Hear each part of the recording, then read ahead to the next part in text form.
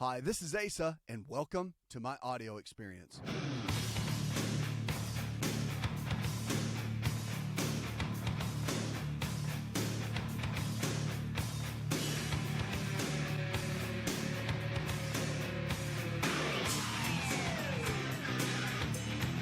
We are your prescription for change. We're going to kick this show off and go with Larry. Larry, welcome to the show, man.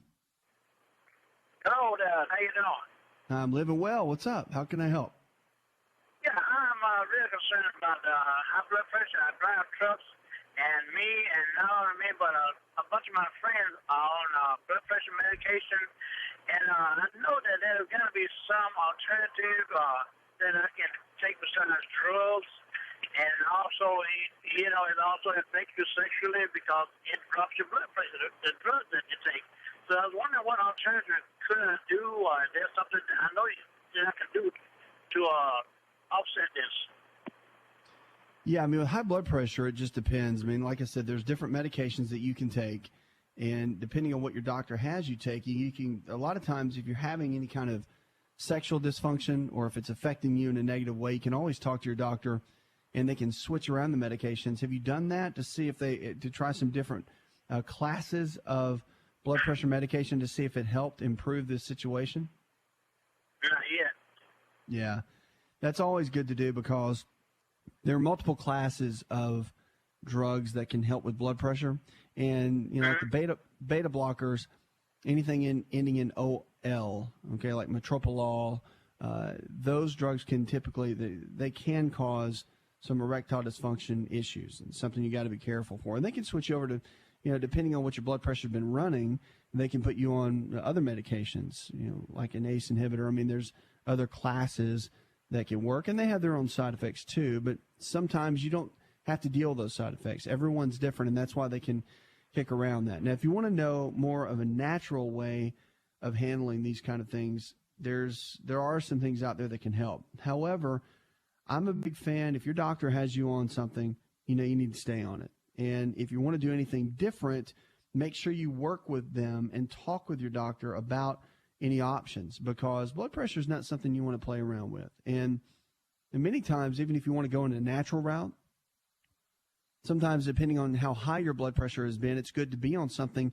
very light, like a lisinopril or something like that, for a short period of time to get things regulated while you change your lifestyle, all right, drop some weight, whatever it might be that you need to do for your overall health. So just a couple of things, you know, at the end of the day. But naturally, a couple of things. L-arginine, L-citrulline, they work hand in hand together along with potassium and green tea. There's different supplement combinations that they make that what it does, it helps with nitric oxide in the body. They've also done studies on that says that it can increase or improve erectile dysfunction, and it can help with blood pressure related issues.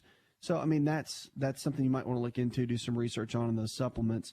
Now, the other is jumping on a rebounder or a mini trampoline. Many studies have been done with mini trampolines. I mean, first of all, it's pretty fun. If you haven't ever done it, you get a little mini trampoline for like $100, and they're a great company to get it from is urbanrebounder.com. They have them at Dick's Sporting Goods, but you can also order online. They're very durable. You've got to really be careful with the foods that you eat. I know it's tough to eat on the road, but you can make better choices. My book, Empowering Your Health, will lead you down the way of making better choices and can be very helpful to you in that path. Talked to a lot of truckers here on the show, obviously. And so we've come up with a lot of great tools to help you guys. But as far as blood pressure goes, supplementation can be helpful. Exercise is a key. And, you know, while you're driving and doing what you do, make frequent stops if you can. And if you can get out and walk 15 minutes, maybe 2 or 3 times a day during those long treks where you're maybe driving 12 hours or so, that can make a big difference. Even the walking can truly help in blood pressure related issues. It has been proven that the exercise can be so helpful. But again, nothing's going to happen until you change everything. And that includes diet. You know, your habits are so key when it comes to blood pressure.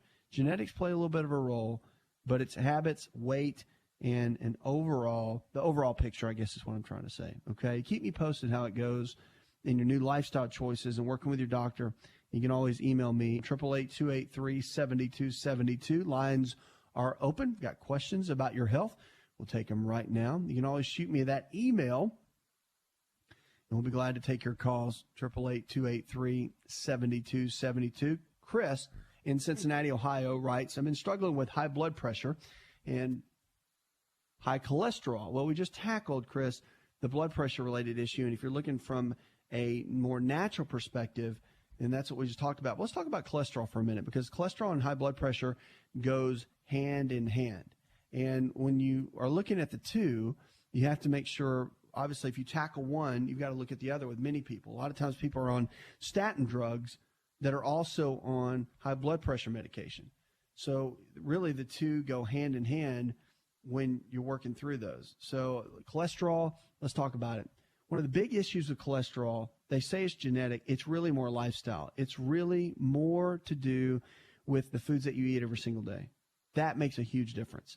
Cholesterol is a liver issue. It's not a heart issue. Actually, cholesterol is made in the liver. You've got two types. You've got the HDL. Those are the good guys, high-density lipoproteins. And you have the low-density lipoproteins. Those are the LDLs. So both of those are key ingredients for what your body uses for hormones and for other aspects of our health.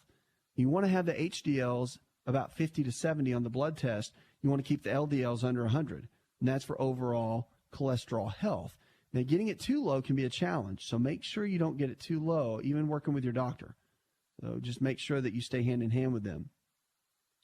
But at the same time, there's a lot of natural things you can do. Now, if you're taking something like Crestor or any of the statins, simvastatin, whatever you might be taking because of cholesterol, one thing you have to know that statin drugs will deplete the body of coenzyme Q10.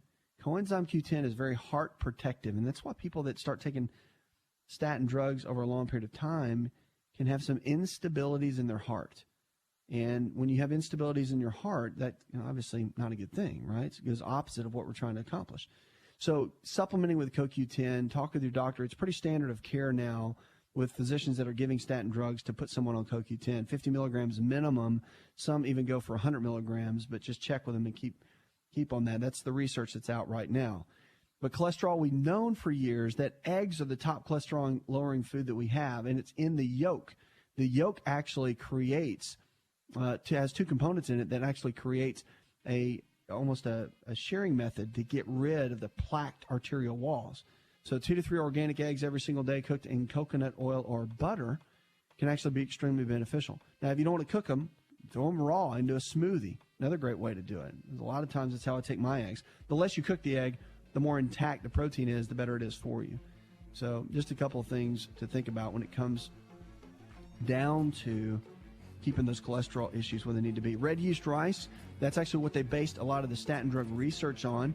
And, of course, they still sell that in all the supplement stores. It's been used for years to help manage HDL cholesterol and lower LDL. Also vitamin E. All the standard medical literature has vitamin E as one of the key ingredients for lowering the LDL, the bad cholesterol.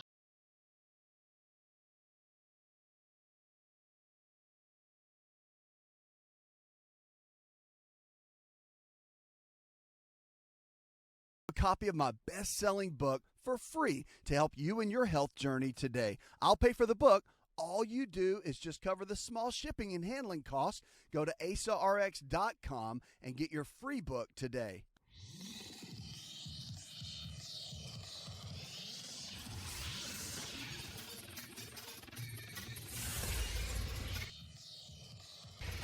To find out more, connect with On Call Radio online at InShapeNetwork.com. Lines are open, 888-283-7272. Welcome back to the show. This is your show. It's the show where your health is your greatest wealth. Check us out on the web. Remember, if you're looking for a lifestyle provider in your area, someone that believes the same way we do, check out the website. You can find one of the professionals in your area that can help improve your lifestyle and take you to the next level. We got Jamie in Toledo, Ohio that says, my husband, who's only 29, is suffering from restless leg syndrome, or RLS. It's a little young, isn't it? What can he do for this? Well, with restless leg, depending on what the root cause is, and I'm not sure, he didn't list any medication that he might be taking, but I can tell you that restless leg typically comes from a mineral deficiency. That's what usually happens. So you might want to do some research on minerals, trace minerals, that sort of thing, and have someone that you can work with on that. But usually it's minerals, calcium, magnesium, just because our soil is so depleted, believe it or not. And when you get under high amounts of stress, whether it's work-related or just life-related, a lot of times minerals get deficient if your diet's not that great. And again, with the soil being what it is and only 1.5% of Americans actually eating vegetables, that's pretty staggering, if you ask me. So it's easy to develop a deficiency. So you're not deficient in the medications. The medications are a Band-Aid. What you got to do is figure out the root cause and the reason why your body's acting that way in the first place. So restless leg a lot of times comes down to minerals. Take a peek at those and do some research, and that might lead you in the right direction. 888-283-7272. Going to the phones to talk with Reba. Hi, Reba. I'm overweight and have high bad cholesterol. But every time I eat any kind of carbohydrate, I crave sugars. About 10 minutes later, I crave sugars so bad. Sugar cravings. What do you do? The gymnema is really good. There's several herbs that can help quite a bit. But I'll tell you this, I am a big fan of just radically changing your lifestyle, transforming it, doing something different. Why? Because at the end of the day, you want to begin to focus on what you can do, not what you can't do. And with sugar cravings, again, it's behavior. You've been doing the same thing over and over again for a while, and it builds up a lot of issues within the digestive tract. You can have yeast, fungal issues build up in the gut, which cause you to crave even more sugar. So what do? Well, you can kind of cleanse the body out for a period of time. If you cut out a lot of the grains, the bread, pasta, cereal, crackers, cut out a lot of the dairy, milk products, all of that can make a huge difference in a lot of the cravings. And again, using fats like almonds, walnuts, cashews, avocados, kind of that sort of thing. The omega-3 fats, 6s and 9s, combined lean quality proteins, chicken, fish, beef, or eggs. Those two together with vegetables for carbohydrates, you do that for about 21 days, and typically the body can reset itself. You can lower the inflammation. You can begin to reset the body, and the sugar cravings can tend to do quite well. Now, there's supplements you can work with, but again, supplements are what they are. They're a supplement to an already great diet. My kind of input to most people at that point in time is get your diet where it needs to be, get your choices where they need to be, and many of these other issues will fall in line. Starts with what you eat. Such a critical piece of it. And obviously, you don't have to quit eating sugar forever, but if you really go cold turkey for a period of time, then you can really get the body to reset, and at that point, you can start adding some back in periodically. It's just not something you want to do every day, and the cravings won't be ones that just almost overtake you. I mean, sugar cravings can almost be as bad as nicotine or anything else. But again, what you eat makes one of the biggest impacts when it comes to that. 888-283-7272 is the phone number. Big deception they're saying now in the cereal aisle. A lot of the alternative practitioners have been ranting and raving about this for years, but now consumers are getting smarter about their cereal selections and are driving up a new demand for the low-sugar options. A new study evaluated the effects of Guiding Star's nutritional rating system on the cereal sales in a lot of the Hannaford supermarkets and found that sales of cereals with 0 stars, which is the least healthy, fell 2.5% during the first 20 months that the stores began implementing the proprietary rating system. Sales of the cereals with 1 star, which indicates a good nutritional value, and 2 stars, a better, and 3 stars as best, all increased by about 0.5 to 1%. So the companies are noticing now that people are taking notice to what's happening on the labels. Good for everybody. We've always been teaching, read the labels, read the labels. So you're finally doing it, which is great. So it's making people take notice, and you can make the companies take notice, especially in this day and time. So here's some of the big words that they throw in the boxes that makes you think that they're healthy, but maybe they're really not. Be wary of the vague label claims like made with whole grains or now with more whole grains. The products do contain some whole grain, but the companies aren't telling you exactly how much. So primarily, of course, it's refined grains like enriched white flour and rice or corn flour with just a little bit of whole wheat. But what do? You can bypass the front of the package claims and zero in on the ingredients list instead. First ingredient listed should contain the word whole, such as whole wheat, whole brown rice, whole corn.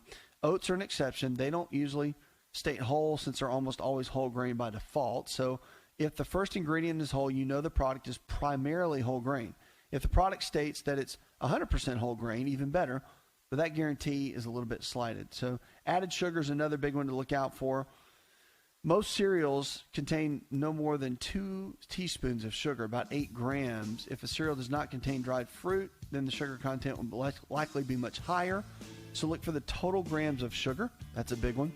And the high fiber claims, just because a cereal is high in fiber doesn't mean a whole lot, because if it has all of the different maltodextrins and polydextrose and some of the others, and it's loaded with sugar, it's not really doing you a whole lot of good. So the added nutrients, look for cereals, how they add in extra vitamin D and that sort of thing. Just ask yourself the question, why do they need to add it in? Why? Because it's pretty devoid of vitamins, minerals, and nutrients. Not whole foods, not living foods. Oatmeal is a better option. Even better is a bowl of fresh fruit in the morning. Eat that with your eggs and maybe skip the cereal altogether.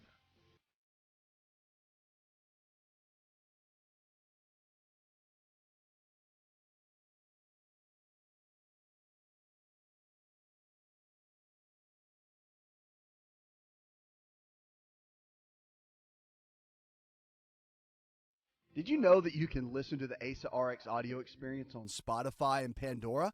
For all the ways to watch and listen, check out our show page at asarx.com/experience.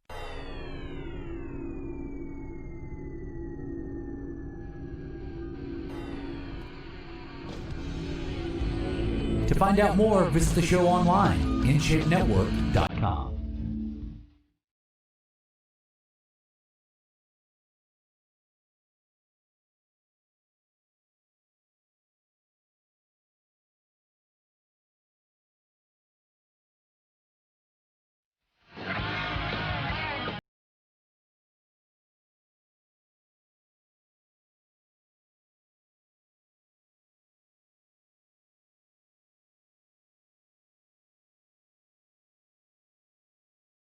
Lines are open, 888-283-7272. Welcome back to the show. This is your show.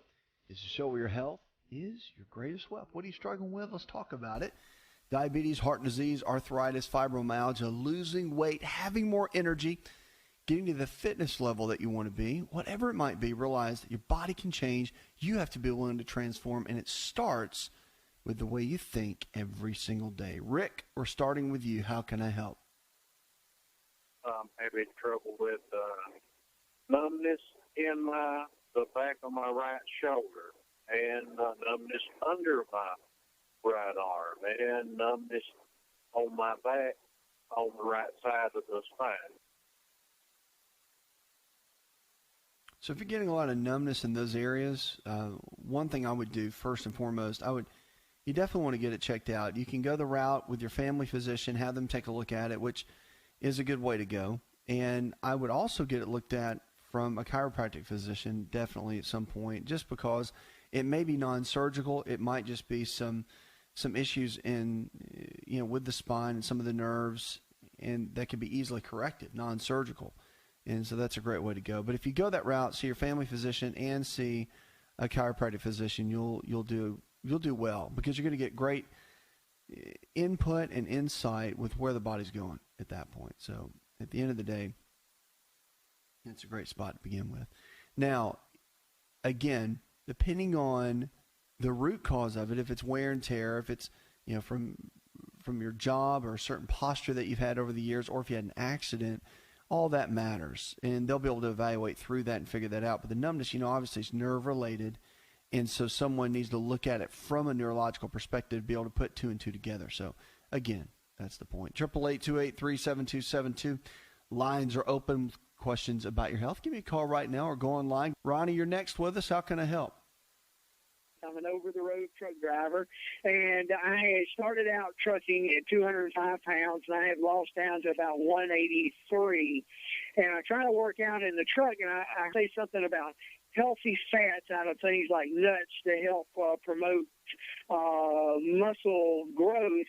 And I was curious to elaborate a little bit more on the growth of healthy muscle tissue for somebody who's wanting to lose weight and to gain muscle at the same time while he's driving a truck.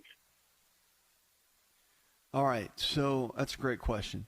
So here's the deal. There's a couple of factors involved. Now, what you're asking, there's a little bit more to it. So can you lose body fat and gain muscle? Yes. How do you do it? Well, the reason fat is so important, some experts will say that about 50% of your diet should be in healthy fats. I think that's a little bit much because I think you've got to leave more room for the proteins and some carbohydrates. But I do think about 30% of your diet in healthy fats is really, really important. The reason being is because fats have a lot of unique properties to them. For so long, we thought that fat makes us fat, and it's unhealthy, and it clogs the arteries, and it can make us have a heart attack, okay? And that's kind of been the thought for many, many years. But what we know now, of course, fats don't make you fat unless you've got an extreme amount of high carbohydrate, high sugar content in the diet with it. And the fats actually are the primary drivers for our hormones. So remember, hormones like testosterone and growth hormone, which are highly anabolic, they're the ones that help you build muscle and burn body fat. So those hormones actually function off of fats. They're made from fats. So if we have a low-fat diet, it's very hard for the body to create and make and maintain the hormone levels that it needs to. And what's funny is that we're in this place now where everybody's getting hormone replacement therapy. And we're coming out of a teaching over the last couple of decades that said low-fat diet is the way to go, right? It's best for health. So you got a low-fat diet, then you got people now with diabetes, blood sugar issues from too many carbohydrates, and you've got people doing hormone replacement because their hormones are shot because there's no fat in their diet. Amazing. You always go back to the food, look at the trends, look at the way people are eating, and you'll figure out why certain health challenges have set in and where the body is. So that's where you want to look always in the beginning. So eating fats, almonds, walnuts, cashews, avocados, yes, they're fantastic. You got to figure out your overall caloric intake first. Usually a good rule of thumb if you're wanting to build muscle is take your body weight and multiply it by 16 and break down your percentages. So about 30 to 33% of healthy fats, usually about 30% protein and, maybe 40% carbohydrate, something like that. It all depends, mostly fruits and vegetables. So if you break all that down, put it all together, you'll be able to figure out where your body is, where it needs to go, and what needs to process together. And you can break out your nutrients, get all your grams of protein and fats, carbohydrates down. It's always good to have someone work on that with you, by the way. I think having a good coach to walk you through that is a big key. And once you have that, then you can build a good solid foundation and game plan from there. So there's my 2 cents. But you have to exercise. You can't just sit around and drive a truck for 12 hours a day, eat fats, and burn body fat and build muscle. So I would figure out a way to do some kind of weight training 3 days a week because that's going to be important to maintain lean muscle tissue. So along with that, probably some cardiovascular training. So probably weight training 3 days a week and walking or jogging or some kind of cardiovascular training about 3 days a week, maybe take 1 day off. That's a good routine to maintain good lean muscle tissue and kind of build the physique that you're looking for. But it takes time. Don't forget, it does take time. It doesn't happen overnight, okay? 888-283-7272. Give us a call. Go online. Our food for the hour that I want to talk about is honey. And honey's been around, obviously, forever.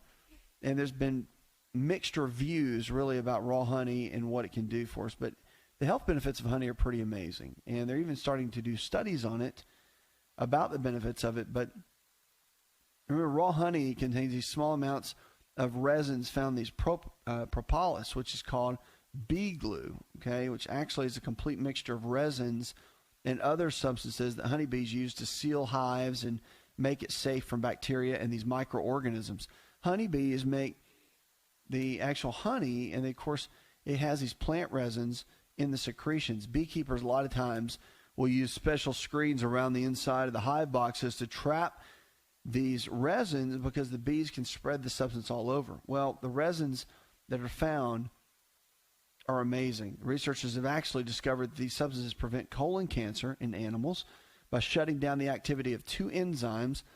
And also the raw honey is when it's extensively processed and heated, the benefits of these nutrients are actually eliminated. That's why raw honey is always the best. And I always encourage you to find honey in your local area. They're also very good for allergies as well. So they did a study, and this was at Penn State College of Medicine.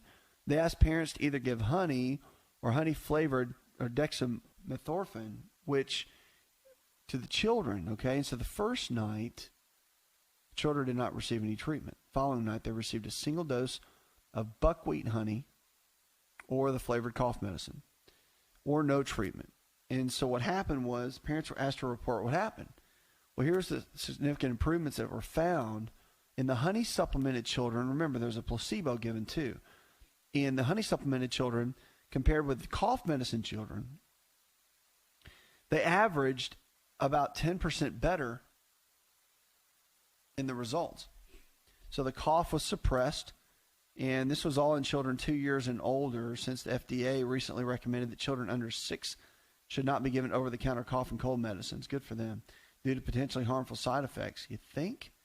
Well, however, it's important to note that the study did not attempt to test the potential benefits of the buckwheat honey for children under 2. And the recommendations of the American Academy of Pediatrics and other children health organizations is the total avoidance of honey by children 1 year and younger.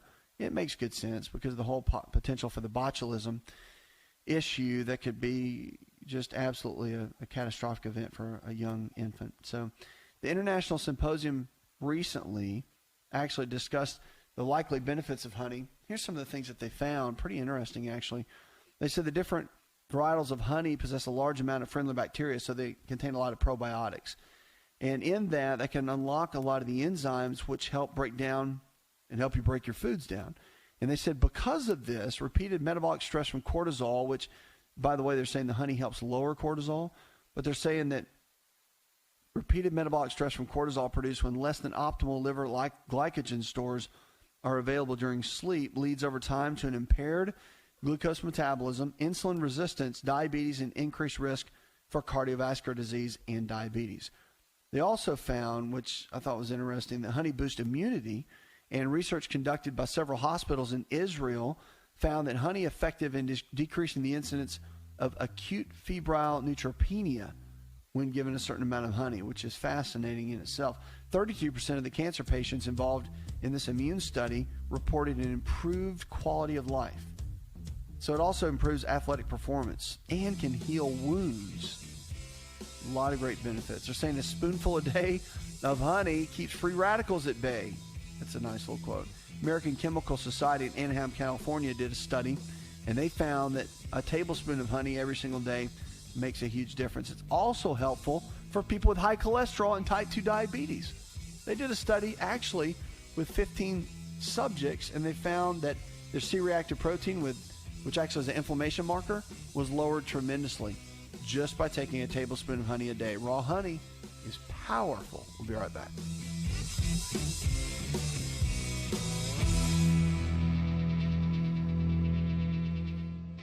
Hi, it's Asa. I'm giving you a copy of my best-selling book for free to help you in your health journey today. I'll pay for the book. All you do is just cover the small shipping and handling costs. Go to asarx.com and get your free book today.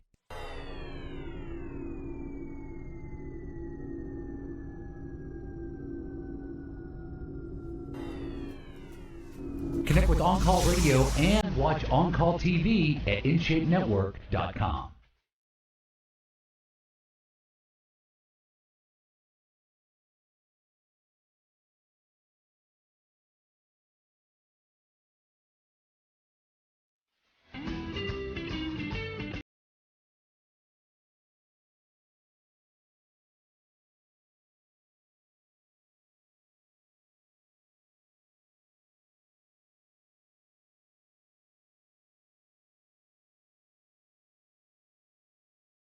Check us out on the web. Quote for the hour comes from Paulo Coelho. Says to be brave, take risk, and nothing can substitute for experience. powerful, and it's true. Calorie counts are coming, they say, but will they be accurate? That's the key. If you're on the border, of course, a weekly tradition for someone, they could be gaining a pound a month from a lot of the chips that they eat or junk food. Tufts University, they did a study on this, and nearly 1/3 of the calories on average Americans consume come from food prepared outside of the home. And Margot Wooten, who's a director of nutrition policy at the Center for Science and Public Interest, says that there's a part of the reason for the Affordable Care Act mandate that chain restaurants with 20 or more outposts must start posting calorie counts on their food items along with descriptions and prices of their offerings.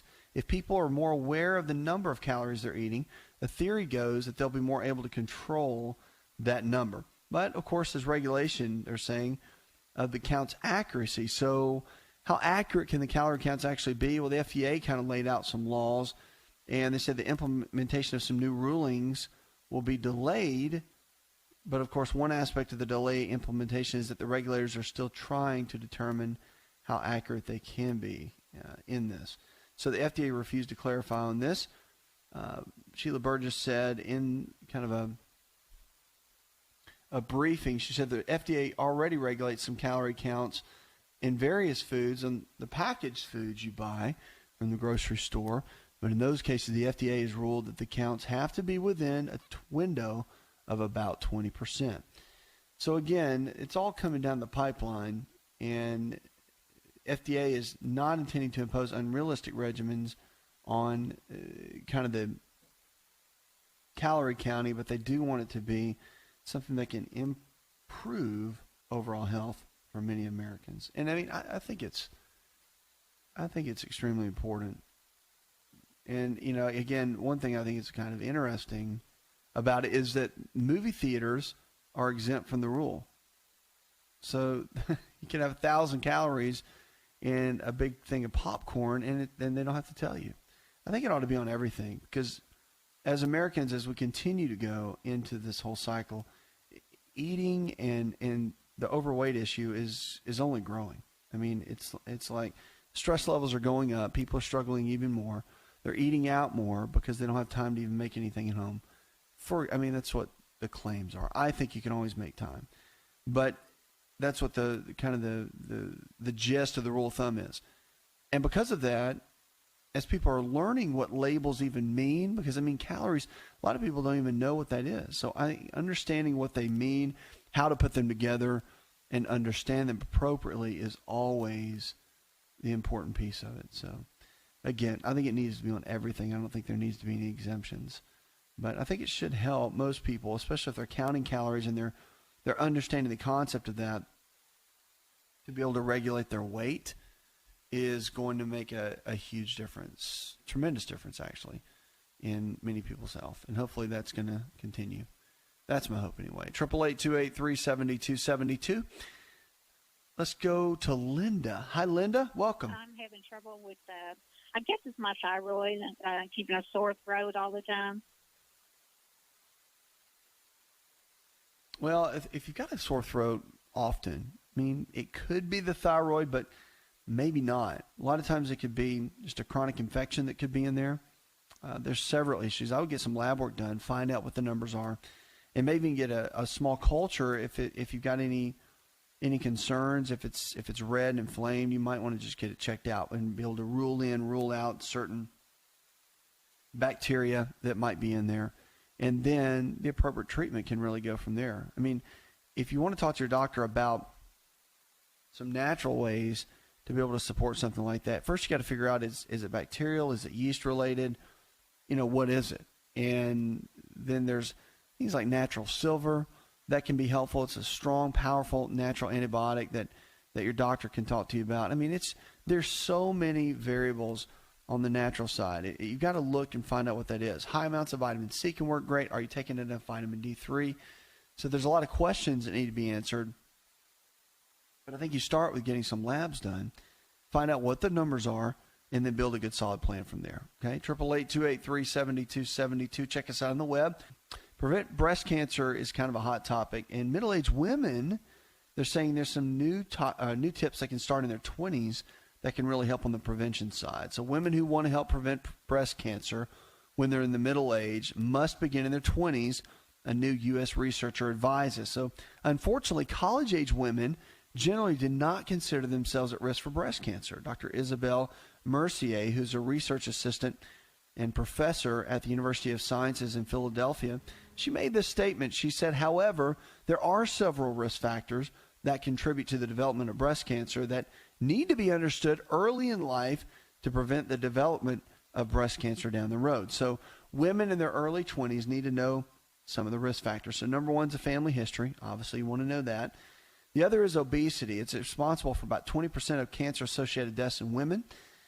And, of course, women who strive for at least about 2.5 hours a week of moderate activity, like brisk walking, reduce their breast cancer risk by about 18%.